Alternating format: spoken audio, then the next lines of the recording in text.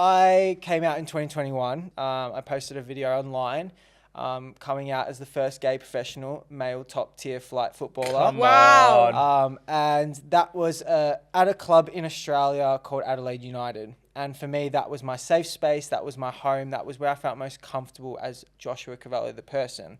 So I wanted to propose to my fiancé. Yeah. My current fiancé right now. Your current. Not the Let's next one. not say that. My fiancé, my one and only partner. Better.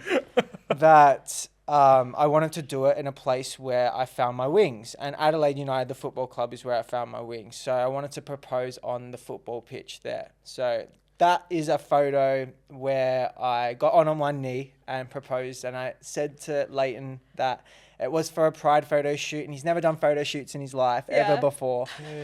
So he was panicking a little bit. So when we arrived there, it was so cool because I sent him to go get coffees, and he hit absolute panic station buttons. And he was like, "No, I need to be with you to like work out what pose I'm gonna serve on like, the camera." You do it so naturally. I've never done a photo shoot before. I don't know what it's like. And I was like, it's okay. Just go get a coffee. I need a coffee. I need some caffeine. Go get me some coffee. The reason why I did that was because I needed to mark out the position. I was going to get down on one knee for the photo. So I've sent him away and I've got the position. I'm on one knee practicing. And in the corner of the stadiums, there's little gaps where you can actually see from the outside in. And I'm down on one knee and I see Leighton walk past with coffee in his hand.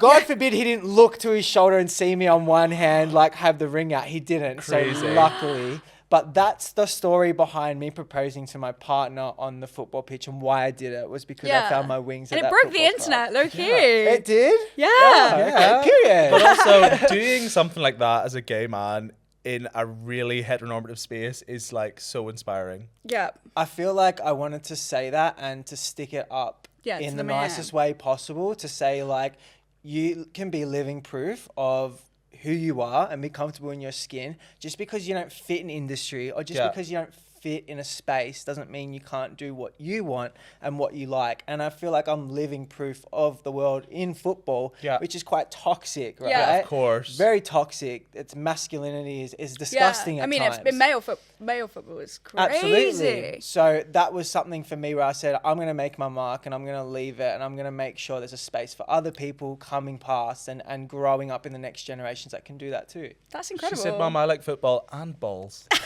And balls, don't forget that. Wait, just going back, you said about how your boyfriend felt uncomfortable about taking photos. Did I read somewhere that he blocked you because he thought you're too hot?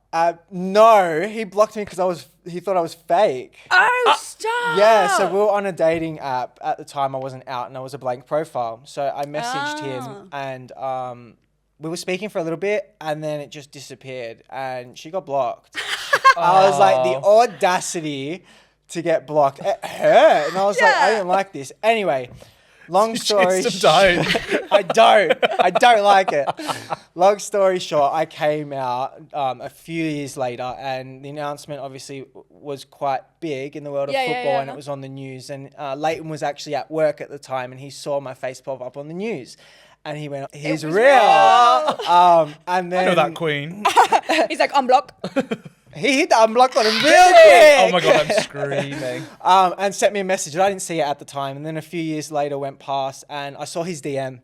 And I was like, oh my God, like what a full circle this is. And so I chased Leighton up and so moral of the story is like, you know, even if you get blocked, there's still a chance. We went the full way and like I wouldn't change it for anything in the world. Like it's been an absolute incredible journey and I can't have asked for a better partner because what I do is very niche in the world of football, and obviously outside of football, there's a lot of heavy weight on my shoulders and I am a role model for a lot of people, but I don't have many role models. And for me, Leighton is someone that I see as a role model, someone I can lean on, someone I can have a laugh, have a cry and not feel judged. And sometimes in this world, you know, you're pushed in a little bit of a box and people say things to have digs at you, but it's hard to find that person that you have a safe space with. And that's my little safe space. Oh, that's so sweet. Going back to like role models, did you find that when you came out, was it like a positive response, negative response, mix?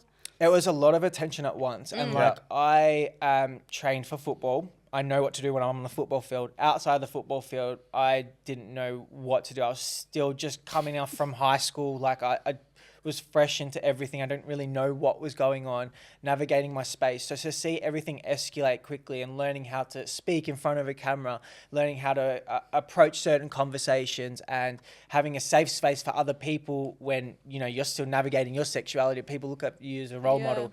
I feel like as soon as I came out, it was all like just white noise for me. It was a lot happened so quickly. I remember leaving the change room and I pressed the post button and I threw my phone on the passenger seat and I just started driving. And then all I heard was like the notifications and I was like, okay, something's a bit weird here. I pulled over, looked at my phone. It's just like going like too much. It was overwhelming, like a shotgun. Yeah, it's too much. And I was like, this is nuts. Like we did not prepare for this. Within 20 minutes, we got 500,000 messages. Instagram said. I've never seen anything like that statue of it. And like, I haven't gone back to those messages these days. Like there's so many messages there that I have conversations with people and they said, I messaged you. I'm like, are you joking me? I would love to say, like, what did you say? I absolutely love that because I know it's helping so many people in their space and people want to share their stories with me or they want guidance from me or they want me to be their ears. Seeing these messages from people opening up to me, I was like, wow, this is a big responsibility now. This is people looking at you as like that and putting you in that light. And it is such like a pinch me moment because it was like, wow, I'm now stepping into like trying to help people. And this is my messaging of why you posted that video. This is why you did what you did. Do you know what I mean? You've got like little like closeted gay boys that watch football that probably saw you and were like, oh, I can be a footballer and gay too. That's like, oh, chills. Yeah, literally. It still goes on to this day. Like there's opposition players I've played against. There's teammates I've been in change rooms with that message me privately and say, hey, this is what I identify as. I am in the LGBTQ plus space and thank you so much for being the representation. Some people want to come out now. Some people want to come out in next week or in a month's time, in 5 years. Some people don't want to come out at all. The thing is, football is huge in countries where LGBTQ plus representation doesn't exist and is put in prison and almost death penalties as well. And not even almost, it is death penalties. And in these countries, football is huge. So those countries is where I got targeted and shouldn't be existing and I shouldn't be breathing, I shouldn't be waking up. Some of the stuff that I read is absolutely disgusting. And it got to me for sure. Of course, as it would. I think you remember the bad stuff sometimes and not so much the good stuff. But that's the thing for me that I'm wanting to take these shots because I want to make the blueprint clearer for the next person to come in. Look, I don't care what hate you throw my way. I know I'm strong enough to handle it, but I want to make sure that the next person stepping in my shoes or the next person that wants to be Josh Cavallo can do it free without this pain. What was the turning point then? Like whenever you were like, okay, I'm ready to like come out. I'm ready to do this so publicly.